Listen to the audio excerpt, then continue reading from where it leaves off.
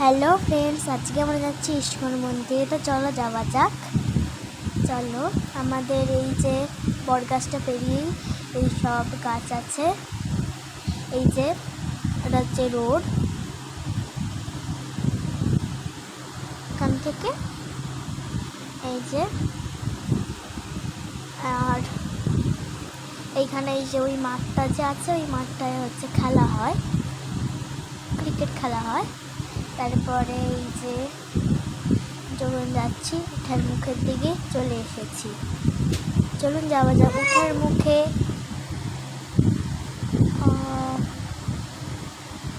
এই যে এইখানে হচ্ছে যে বোতল বানানো হয় এই ফ্যাক্টরিটাতে। এরপরেই উঠার মুখ আছে, যে উঠার মুখে শিব মন্দির।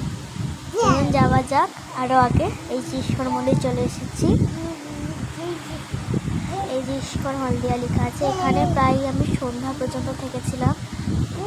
3টার সময় তো গিয়েছিলাম, 6টায় এসেছি, 7টা 7:30 এসেছিলাম।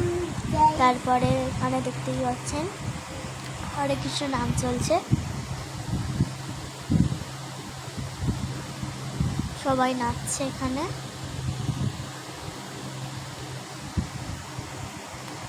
তারপরে এই যে বনু, সে তো অলরেডি নেচেই চলেছে। এই যে সবাই নাচছে এখানে। এই যে আমি বনুর পাশেই আছি।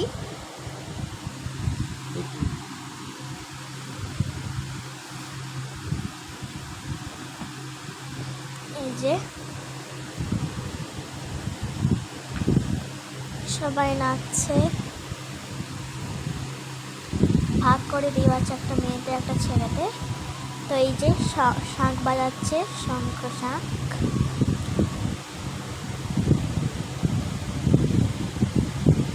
সে শাঁখটা রাখা হলো। তারপরে এবার খোলা হবে এইটা। এই যে জগন্নাথ ঠাকুর দেখতেই পাচ্ছেন। প্রভুকে প্রণাম করে নেওয়ার পর আরতি হচ্ছে। এই যে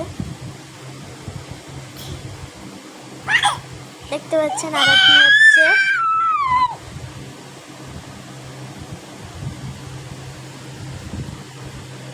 এই যে আরতি হচ্ছে।